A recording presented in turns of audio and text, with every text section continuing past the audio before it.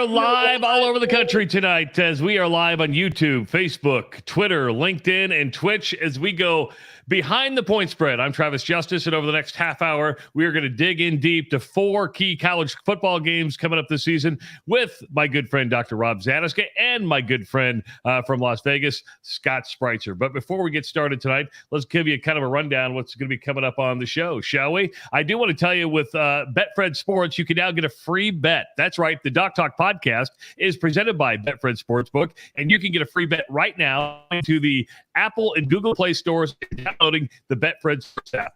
Create a new account, use the promo code DocTalk, and get a $20 free bet. That's good in Arizona, Colorado, and Iowa. Of course, we do want to remind you that the Doc Talk podcast, as well as Behind the Point Spread, and tonight's show is for entertainment purposes only.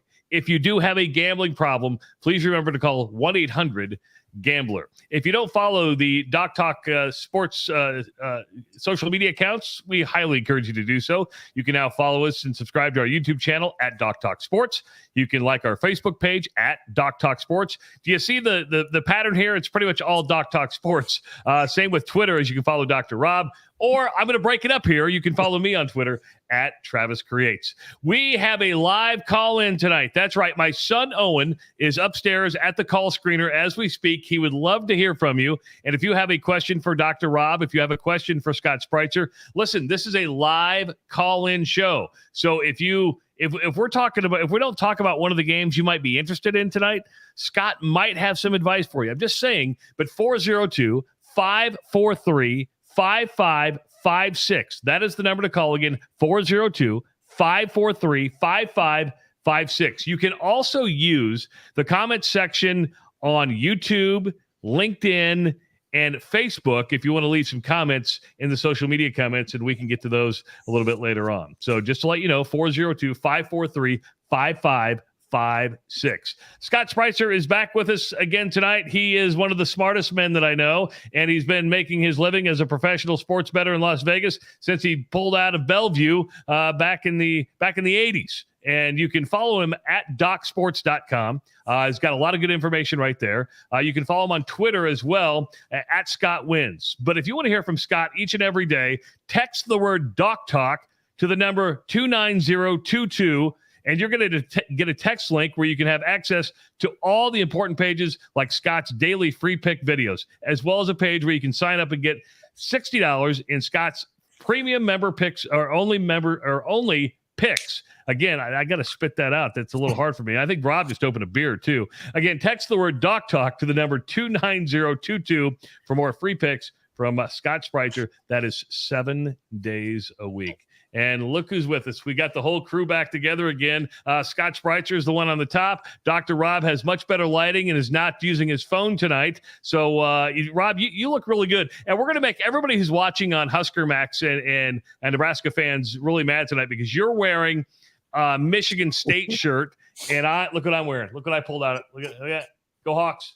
Going to piss off all those Cyclone fans. Well, see, we do this on purpose, Scott, just to let you know. We just, Rob has this affection for Sparty. Of course, people who listen to the podcast know me and my affection for the Iowa Hawkeyes. So this, we're like a confused bunch, and we do a Nebraska podcast. Go figure, right?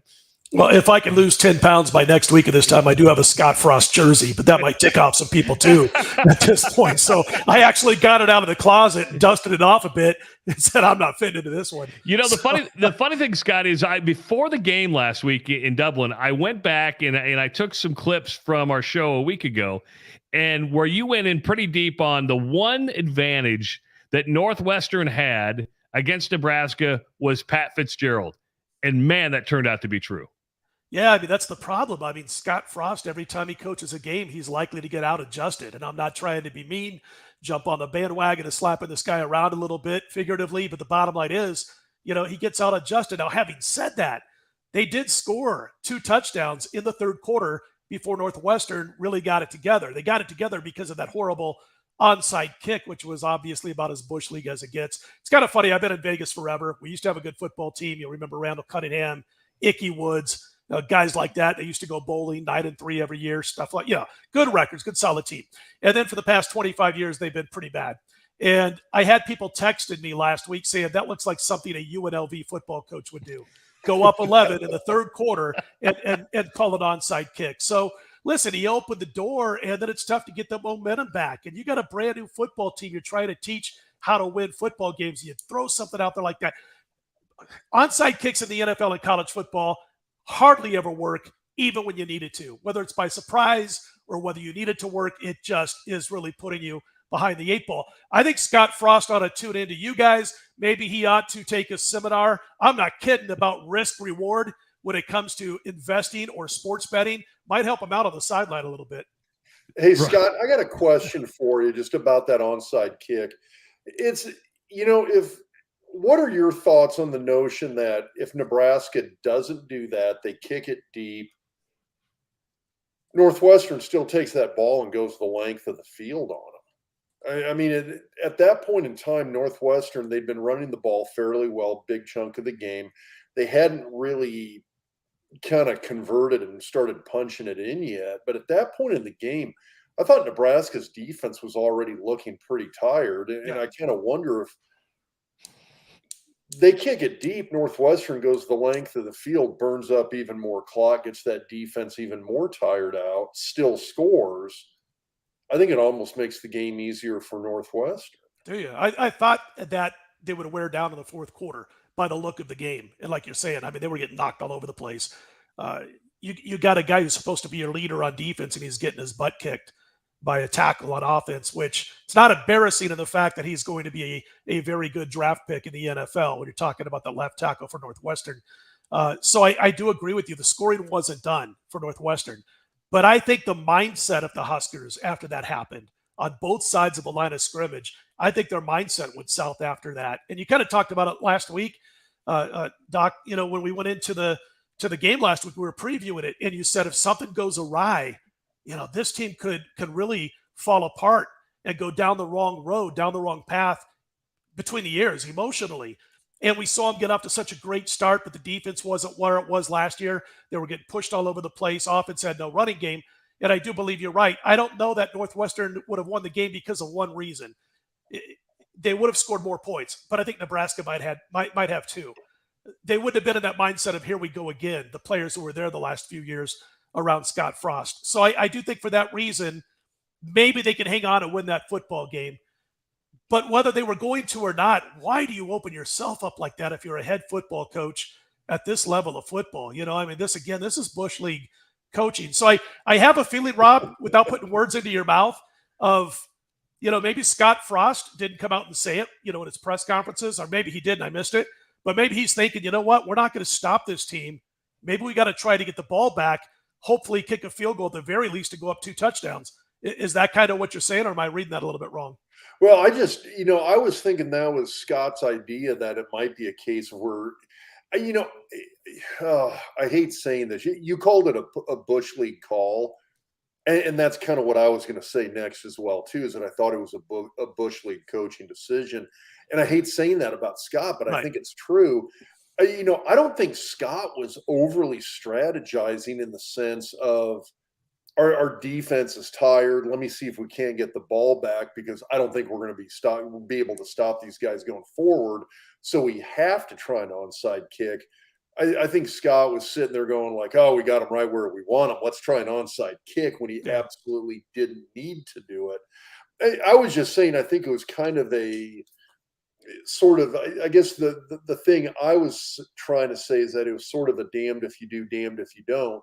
Because if you try the onside kick and don't get it, like what did happen, Northwestern gets the ball with a short field. You've got a tired defense. They go score. If you kick it deep, you still got this really tired defense. Northwestern's already established the run. Hall is running the ball really well. Your defense is getting pushed all over the place, like you just said.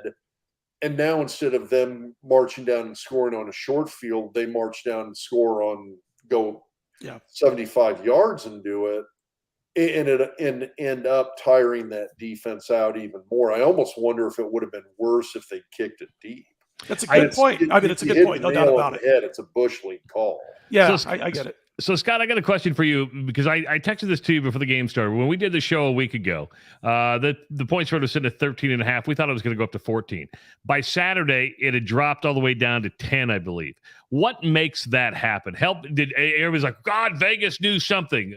I mean, was it an evening out of the money? Why? Because we do got to dive into our 4 games because we got a half-hour show, but people do want to know how come it goes from like 13.5, 14, then boom, collapses all the way down to 10. Yeah, the syndicates, as we like to call them, came in and bet heavily, which there's a whole lot of money, and it's respected money on a couple of games last week, even after we did the show. Vanderbilt got more money. Illinois got ridiculous money after we did the show last week, going from 10, 11-point favorite all the way to 14 and a half. And then, of course, Northwestern got money on Thursday night. And it was basically a couple of big betting syndicates with respected money, deep pockets that came in and fired away. You're not going to see moves like that when it's a public bettor, when it's a so-called speak without, disrespecting, but the average Joe coming in off the street with a bunch of his buddies. Books might move it the other way when they see an average Joe come in and make a big bet, but it was respected money that came in. And you're going to, you see that more than ever before. I mean, when Rob was playing, Power 5 football at Nebraska, you didn't see lines moving 5, 6, 7 points. You never saw that, hardly ever, unless somewhere midweek, some starting quarterback who was heads and shoulders above his backup was knocked out of a game. Now you're seeing that several times a week. It makes betting, it makes handicapping a little bit more difficult. I'm telling you, the God honest truth here, that when all of a sudden you've got line moves that are taking place that are a good, 5, 6 points off the opening number, you got to think twice about some of these bets. I even texted you, Travis, last week. I'm like, my only big play here, my only play I decided to go with was Illinois. And I go, and I'm not real happy to see this number go from 10.5 up to 14. I really don't like it when everybody's on my side. I got away with it. I got away with it. They end up winning big, at a big second half. That's what it was, man. When you see numbers moving like that late in the week and it's not a quarterback who's injured, it's big betting, respected syndicates coming in, pounding the heck out of the line. And it doesn't have to be in Vegas anymore. It's spread out offshore. It's spread out throughout the U.S. It's not so sexy. I hate legalized betting for only one reason, because I'm selfish, and it was so darn sexy to say I'm in Vegas at the sportsbook. It's not as sexy anymore to say that stuff. All right, let's dive right into our first game, and you're already going to see a screw up because I put the graphics together and I got in a hurry tonight. But our first game is Memphis at Mississippi State. Ignore the money line; that's a game coming up. All right, but you got Mississippi State down in is going to be at home against Memphis. Is it -16? And with Mississippi State and Mike Leach and that pass-happy offense, the favorite, the over-under set at 57, Scott. Yeah, I like the total here, guys. I'm not the biggest Mike Leach fan overall, but he does obviously know how to coach up an offense and get them to play at another level from what they've been used to under previous administrations. So he's in his, third year in Starkville. He's got his best offensive talent yet. I expect big things out of Seth Hennigan. He now knows the Leach system. He's the quarterback. Plenty of top-notch talent around him to run this Mike Leach system, and they believe in Leach. A lot of programs seem to do that the first couple of years, 3-4 years under Leach. Then they get tired of going 7-5 and pulling off one big upset, and he gets an extension for that. So, but for now, he's going up against a Memphis team that should put up points too. Remember last year, Memphis won that game 31-29 over Miss State, but the Tigers' defense can be had. The line has moved 6 points, by the way, guys, with Mississippi State. It's now up as high as 16.5. In fact, you could have laid 8. I'm looking at my notes here. You could have laid 8 at a book back in May with Miss State. They're now 16.5. I do have Miss State winning this game. I think it's going to be like a 41-24, 42-24 affair. That number's sitting at 57, that total. So I think we got some wiggle room. We got some wiggle room for a mistake to be made and not necessarily in a short field situation for the opposing offense. And that means that you can get away with a mistake or two, maybe a red zone field goal instead of a touchdown, and still get over this total. You said something very interesting. That is getting in on a game early. For people who are new to betting or wondering about, hey, do I wait till the week before, the Saturday morning of? Because a lot of people, before wouldn't do their bets till 5 minutes before kickoff. It was like a deadline for a test or getting to school. But how much value can be found for a bettor, experienced or a novice, early on when those early lines come out? Yeah, it used to be, I'm going to say the first couple of years I was doing this, basically for a living, it was a situation where I waited and stuff like that. And then I saw, man, I like 12 teams on Sunday night for next Saturday's games. And now I like 3 because of the way the lines have moved. And so now I'm one of those guys who, when everybody's watching the last quarter or quarter and a half of an NFL game, I'm already starting to look at the lines popping up in college football for the next week. And I'll jump in on a handful of games by Sunday, late afternoon, early evening, where I'm already starting to jump in on games and make those initial wagers. And then, I just go throughout the course of the week. Like if I get a game that moves in my favor as far as the point spread is concerned by a couple of points on a Friday for a Saturday, I'll jump in. I do all my lines. Like obviously you can't do it for week 0 and week 1, but starting week 3, my lines for week 3, I will make my personal lines after the week 1 games. I don't wait for week 2. You don't want to be influenced too much by what you just saw. You want to take at least a few weeks of a model and put it together so you don't overreact. Public overreacts. As a bettor, you can't overreact to one game. And so that's what I do. So by Sunday, late afternoon, early evening, I've already popped probably 3 or 4 bets at least for the upcoming week in college football. Yeah, and that's why you should text Doc Talk to 29022 to get that kind of expert advice each and every week with Scott Spreitzer. Let's go on to the next game. It's Boise State at Oregon State. This kind of has like a big game feel to it. I mean, I know it's not Ohio State and Notre Dame, but for some reason this kind of has a big game feel to it. I don't know why. Well, it does for me because I got money on it, so they all feel all feel big to me in that instance, Well, and you and I were talking earlier today. You gave me the line at -3. Betfred had it down at -2.5, so it's been fluctuating. There's a little movement here. Boise State on the money line at +120, Oregon State at -140, and then the over/under at 57 on this one as well. I'll have to take a picture of my I'm doing this over my MacBook, laptop. I'll have to take a picture for next week of my computers. I have 3 set up, a couple of the TVs in the office. And then on my big computer, whatever you call it, your PC, I've got my line service and I've got 25 books that I'm looking at all the time. So there's half a dozen books from Vegas, books from around the country, books from offshore that I'm looking at all the line moves. And right now, about 65% of those 25 books have brought it down to 2.5, and about 35% still have it at 3. I grabbed 3 with Boise State. Last year, they were 7-5. I like to look back at teams and see where their metrics, newfangled, old school metrics, all that kind of stuff, and see if a team that was 7-5 should have been 5-7, 4-8, or should have been 9-3 if you look at the numbers. And I'll keep it simple in this particular team as we analyze it. Boise State finished last year averaging 10 more points per game than they allowed, yet they were just, so to speak, 7-5. 17 starters back on the field, one of the most experienced teams in college football. They were sluggish early on last year, but they've got a coaching staff now with another year under their belts, and players know what they need to buy in on when it comes to this coaching staff. So they've got experience with play calling, experienced assistants, and 17 returning starters. Oregon State wasn't bad last season. The defense was a strength. It should be solid again this year, but that offense is shaky. They were -9 guys in the transfer portal. They lost 10 players to the transfer portal. They gained 1. That's an F grade for a Power 5 team.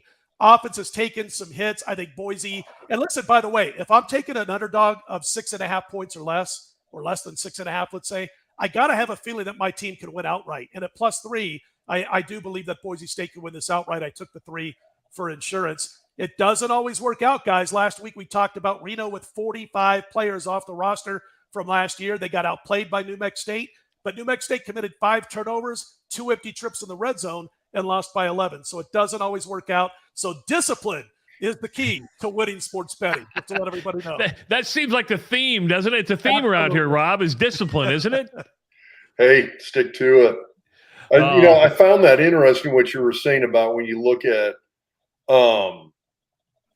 just kind of the transfer portal thing. Because, I mean, if you look at Nebraska, they should have been favored in that sense compared to a team like Northwestern. That doesn't always play out, does it? It doesn't. Like, last week, I mean, New Mexico State, it was down to like 9 by kickoff or 8, I believe it was. And they ended up losing by 11. They had a bunch of guys coming back. Nevada had nobody coming back. Nevada wins and covers the spread if you got it late. Now, if you got it early, we talked about that last week where New Mexico State was as much as a 17-point dog early on. They covered. But the way they outplayed Nevada but made dumb mistakes, turnover after turnover, they probably should have won the game outright. That's why a lot of people are going against Nevada this week. They've dropped from 4 down to a 1-point dog as a 4-point favorite to a 1-point dog, now back up to a 1-point favorite at home against Texas State, because those who were betting saw that game and saw Nevada is not that good. They got a lot of help. Guys, real quick, if you want me to open some windows here, I can. We're starting to lose sunlight, I guess. It must be getting cloudy outside, but all of a sudden I'm fading into the darkness here. You know, we're gonna have to get you. We're gonna have to get you a fancy light like I have and like Dr. Rob has. I'll have to send you one in the mail. Lights. Give me 2 seconds if you want. I can flip Well, them I'll on. tell you what. I will go to full screen to our next game because each and every week we're going to focus. We will talk about 2 games. We will always talk about the Nebraska game, of course, and we will also talk about the Iowa game. Why? Because, well, if you listen to the podcast, you know I have my affection for the Hawkeyes. I wear the black and gold, but this is not an easy game for Iowa to open up with. South Dakota State is going to Kinnick Stadium. The Jackrabbits ranked number 3 in FCS. You're talking about a team that played for the FCS national title a couple years ago. Iowa, I think a generous 15.5-point favorite. The over-under on this 44.5. Scott Spencer Petras will be the quarterback for the Hawkeyes. Still, Hawkeye fans not sold on Spencer Petras as a starting quarterback. There's some youth in that offensive line. You've got Keegan Johnson, most likely not going to be playing for the Hawks because he's been dealing with an injury. Nico Reganey is going to be out with an injury. The defense is what is the glue of this team. Listen, I've said this all along, and Dr. Rob and I have had this conversation before as well. The top tier FCS teams can play with the best teams in college football. The difference is depth. It's not athleticism. Oh, yeah. I mean, I agree. I mean, you look at this line, it's 15.5, 44. Did you think 15 years ago that Iowa would be only laying just over 2 touchdowns at home to an FCS school? But listen, the books are saying 30-14. That's what they're saying by that final score in favor of the Hawkeyes.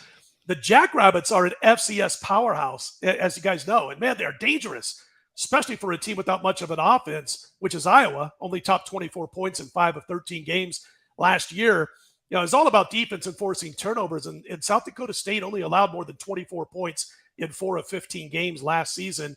The offense can put points on the scoreboard. They don't shoot themselves in the foot. They're 3rd in FCS in the rankings as we head into this week. So this is a good football team once again.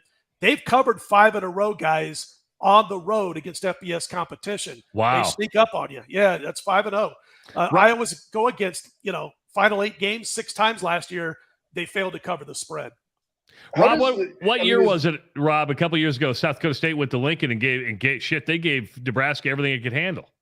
Well, everybody kind of gives Nebraska everything they can handle now. Nick State did, right? Sorry, I couldn't help it. No, but I mean, for a lot of these teams, and this is something I'm sure we'll kind of get into at the Nebraska game, but you get some of these FCS teams when they go up against a Power 5 team. I mean, from a recruiting standpoint, especially when you look around the Midwest, these are huge games for these teams. I mean, a lot of these guys, when you look at the Nebraska kids, the North Dakota kids, when you look at the Iowa kids, the South Dakota State kids, a lot of these guys have played high school ball with and against each other growing up. When you look at the Jackrabbits, when you look at North Dakota, this is these guys' chance to kind of just absolutely shine here. And I mean, from a mentality standpoint, these guys got to be fired up, and that's got to play into this, I think. I think so. I mean, I don't think it's so much anymore that you walk into a stadium and you're in awe. I think now you kind of fight for respect, and there's no more. You don't get the deer in the headlight look anymore. Well, I don't think. I mean, if you look at some of these recent FCS versus Power 5 teams, I don't think there's a lot of sneaking up going on anymore. I mean, you look at South Dakota State. I guess it was 2019. They played at Minnesota and nearly knocked them off. I mean, you mentioned Keegan Johnson. His older brother, Cade, had a kickoff return that got called back with a horrendous block in the back call. Never should have been called. But if South Dakota State keeps that one, they knock off a pretty good Gopher team in Minneapolis a few years ago. I don't think anybody's going to be really surprised if these guys come in and play a great game. Hey, Scott, do you want to see a really odd compliment for the show we're doing right now? I guess, yeah. What the heck? So Eric says, this show makes me want to go to the Spearmint Rhino parking lot now. Do you want to know the story behind this? Sure. I mean, we got those places out here too, but I want to hear it. No, here's the funny thing. Because internet gambling is not legal in Nebraska because we're an ass-backward state, right? I mean, for some reason, we're morally righteous to where we can now have casinos. and we're going to be able to have sports gambling, but you can't do it online because for some reason that's going to influence somebody. Travis, we're morally righteous to the point we got to go to a strip club to do our gambling. So Scott, here's the funny thing. So you can only when we tell you to download the Betfred app, you have to do it in Iowa because bets are only accepted in Iowa. Well, you can cross the Missouri River physically, or you can go down Abbott Drive where the Spearmint Rhino is half in Nebraska, half in Iowa. So you can sit on one half of the parking lot of the strip club and place your bets. And I talk about that on the radio show, and I talk about that on the podcast all the time. I mean, if you don't want to drive, to the over the river, you can just easily drive to the strip club. So, but you know what? Nebraska's a great place. Oh, okay, I don't want to promote anything here, but Nebraska's a great place for bookies, for Mom and Paul's shops down the street. Because I read a couple of years ago, and this is at the Mob Museum in Las Vegas where I'm reading it. I'm down there reading about, I guess, years ago after I left Omaha, Nebraska stopped really going after bookmakers. Now, you guys could correct me if I'm wrong. This is what I'm reading at the Mob Museum in Las Vegas, downtown. And so if that's the case, I mean, again, I don't want to I'm just kind of joking around here with a little wink, but is somebody not making money if they open up online gaming in the state of Nebraska? You know how this goes. Well, I morally sound, right? Here's the deal. I got my buddy Kelly. All right, yeah. My buddy Kelly's still a bookie, right? And I go, how are you? How are you still in business? And Rob, you know Kelly, right? You know Kelly. He goes, it's easy. He goes, because the old bookies still make it because they don't require money up front, right? I mean, it's still you pay and get paid on Tuesday. That's the way it works. So that's what they're doing. Let's go to our final game. It's the Nebraska game, of course. The Huskers at home to play North Dakota. Nebraska coming off the loss. Huskers a generous 21.5-point favorites. That over-under at 48.5, Scott. Can I just start by saying this? I think Nebraska's quite lucky they didn't schedule South Dakota State and left them to Iowa City, because Iowa can maybe escape with an 8 to 10 point, 14-point win. I'm not so sure Nebraska could have. And to use Rob's analysis last week, if they're playing the Jackrabbits and fall behind 7-0 with a couple of 3-and-outs or down 10-0, they might not recover against that football team. The thing about North Dakota, they're missing 5 letters from being a team that can beat Nebraska. And that's STATE at the end of their name. Because if this was North Dakota State, they could go in and beat Nebraska at Memorial Stadium with Scott Frost and some of his coaching. I mean, if Scott Frost was a baseball manager, it looks like he'd pull a starting pitcher with 2 outs in the bottom of the ninth and no hitter going and nobody on base. It's a little scary. But anyway, as far as this week, I think Nebraska will get the win. I'm not going to lay the 21.5. The total's seated at 48. I really do believe this could be a 42-16 type of football game. Here's what will probably happen with North Dakota. First of all, Rob hit it on the head. They're motivated organically coming into this game.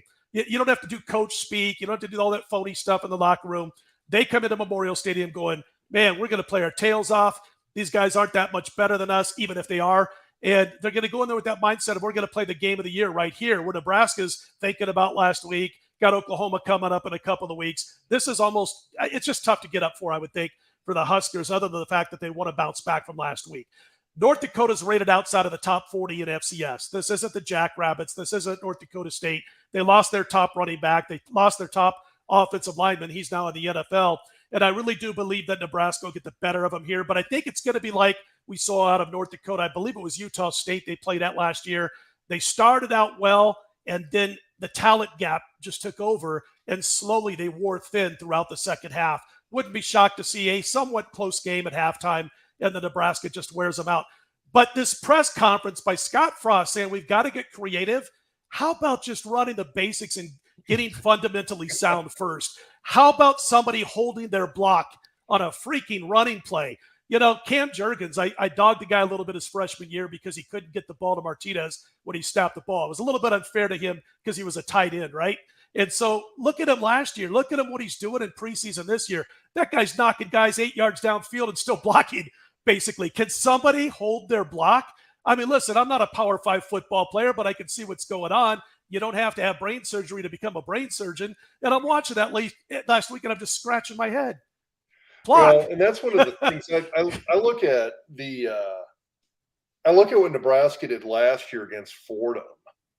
And I thought, I hate saying this.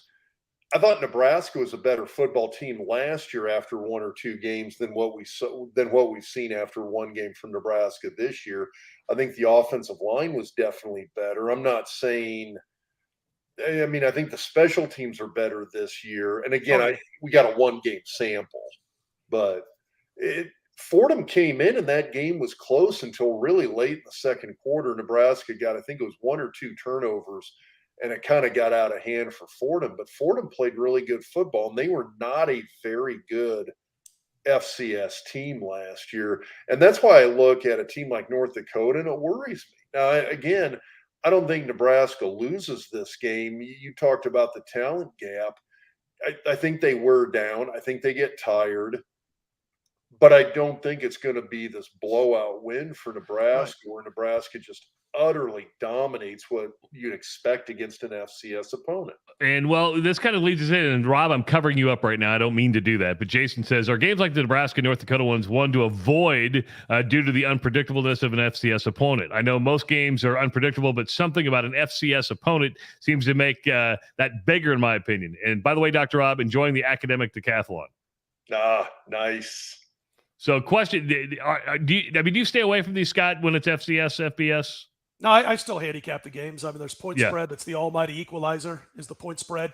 And so I will have power ratings on these games too. The thing is, I got Nebraska right where they are. I made them 22. They're 21.5. Yeah. And again, I got one team in North Dakota that comes in without any motivation issues. It's all organic. They don't have to be pumped by a bunch of garbage in the locker room, phony words. Nebraska comes in with a lot of questions between their ears. This could be a 42-16 game. This could be a 24-14 game. I don't usually have that big of a variance between what I think could happen in a game. But if Nebraska shoots them, this analysis that Rob gave us last week about if they come out and they're screwing up in the first quarter, which they had a great drive out of the gate, but if they're screwing up in the first half, let's say, keeping this close, they start doubting themselves. I don't want to mess with the team that's still in doubt mode and not confident. And we may see that out of this team. They'll win the game. I just don't want to lay the points. See, this is the point. This is the thing now is you've got Nebraska is hands down. They're the unpredictable team. True. You're the one you don't know what you're going to get from these guys. So true. And that's why we've been diagnosing it all week long on the Doc's Diagnosis presented by Centris Federal Credit Union. If you missed any one of Doc's 3 plays diagnosis, you want to go to the YouTube channel and check them out. Just go to YouTube/Doc Talk Sports. They're right there. The Doc's Diagnosis, brought to you by Centris Federal Credit Union. We're going to do 3 plays each and every week. That means 3 more plays coming up next week against North Dakota. We show the good, the bad, the ugly, but you really get a good X's and O's version of Doc's Diagnosis, presented by Centris Federal Credit Union. Dr. Rob, just to let you know, Steve Swanstrom, President and CEO of Centris, stopped by today at the office, gave a lot of beer. I mean, a lot of beer. We got some beer coming, dude. Did you make a Wisconsin run? He did, and we got some different. Nice. Of course, Scott's generous enough to come on every Wednesday night with us. We hope he has fun with us. You can read all the stuff at DocSports.com. Follow him on Twitter at ScottWins, and you can work with Scott, get some good advice from him. Text Doc Talk to 29022. Now, when you get that, you're going to get a link to have access to all his important pages, such as his daily free pick videos, as well as a page where you can sign up and get $60 in Scott's premium member only picks. Again, text the word Doc Talk to the number 29022 for more free picks from Scott 7 days a week. Of course, you can get a free bet with Betfred Sports. Download the brand new Betfred Sports app on the Apple and Google Play stores. Create a new account. Use the promo code DocTalk to get $20 in free bets from Arizona. That's going to be active in Arizona, Colorado, and Iowa. Of course, today's show is for entertainment purposes only. If you have a gambling problem, call 1-800-GAMBLER. Before we let you go, Scott, I do want to know the most outlandish stat. I asked you this, and I don't know if you're ready to give this or I have to read it, but this stat is effing crazy. It really is. I mean, it's impressive, and it's a reason why you said don't tease college football. If you like teasers, it's a sucker bet, but tell us why we do not tease college football. Yeah, I love 2-team 6-point teasers in the NFL. but college football is a different animal. So we'll go back, and this is a database that I go through with a good friend of mine, a bettor by the name of Big Al McMorty. And I got to give him a little credit for this, too. Because hold on, Big Al McMorty? If that's a gambler's name, I don't know if I've ever heard a gambler's name like Big Al McMorty. Big Al McMorty, man. And he's probably Rob's height. Rob would kick the crap out of him 6 days of Sunday, but he's a big guy. But listen, the last 7,381 college football games, which goes back a decade, there have been only 118 pushes against the spread, and we're talking about against the closing line. That's it? 118 against the closing line out of 7,381 games. That's 1.5% of all college football games where the margin lands on that closing point spread. Only 3% of those 7,300 plus games, or 230 games, have landed within a half point of the point spread in college football over the past 10 years. The average margin, and this is why you don't play teasers in college football, there's no value. The average margin of a final score from the spread, not just average margin of team A beats team B, but with the spread included, the average margin against the spread, 12.43 points per game. 7,300 game sample size. We're not talking about, clouds are shaped like a cigar, and when a team is playing under clouds like that, they're 14-7. This is serious stuff. So give respect to key numbers in college like 3, 6, 7, 10, 24. Those are key numbers in college football betting. But don't get so caught up in it that you suffer paralysis by analysis, as I like to call it. Go in there thinking that, listen, I like this team at +4. They're down to 3. I'm throwing them away. You got to respect those key numbers of 3, 3.5, 4. But at the same time, I just gave you a sample size of 10 years, 7,400 games, where more often than not, you're going to be okay as long as your handicapping was right. You're not going to get beat because of a half-point move. Now, having said that, I'm probably going 0-3 with games that are decided by half a point on Saturday this week. Hey, before we let you go, Rob, Jacob has a question. He says, how can this team, or any team for that matter, overcome their mental weakness? Seems like that's their main issue. I think there's more issues than that, but everybody wants to point towards the mental issue. How do they get over that? Hey, thanks for the question, Jacob. That's a tough question. I mean, first off, they've got to be able to win a few games. They've got to start doing it consistently. When you're winning 3 to 5 games a year, that's not going to happen. You've got to have some consistent success. You've got to win 7, 8, 9 games a year, and you've got to do it kind of consistently year in and year out. I mean, this is a Nebraska team that, you look at last year, and I think last week we even talked about the Iowa game last year, how deflated the stadium was, the team was. I mean, you could hear the wind sucked out of the fans watching the Iowa game on TV last year when Iowa blocked that punt, ran it in for a touchdown, and Nebraska was still ahead by a touchdown at that point. But you just knew the game was over because of that mental weakness. And you saw the same thing. I mean, I think Scott commented on, whether or not Northwestern scores on a short field, scores versus a long field. The bigger point with that blocked kick was that, here we go again mindset that Scott pointed out that was probably the bigger detriment for Nebraska in that game. It's hard to overcome that. All right, so here's the deal. We're going to be back next Wednesday, same time, same YouTube channel. But remember, you can call into the show. My son's working his ass off upstairs being a call screener, and nobody's calling. This is a call-in show. You can actually call in. He's drinking a beer. And he's drinking a beer. He's working his ass off. He's got the setup. He looks like a regular radio producer. I want people to talk to Owen when they give him a call.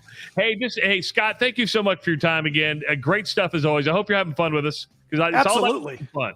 It's a blast. Yeah. Excellent. Just a quick reminder that you can follow Doc Talk Sports all over the social media channels. Subscribe to the YouTube channel at Doc Talk Sports. Like our Facebook page at Doc Talk Sports. Follow Dr. Rob on Twitter at Doc Talk Sports, and follow me on Twitter at Travis Creates. This has been Behind the Point Spread. We'll be back next Wednesday, 8 o'clock. If you got a question for Dr. Rob, just send an email, doctalksports@gmail.com. We'll see you next week.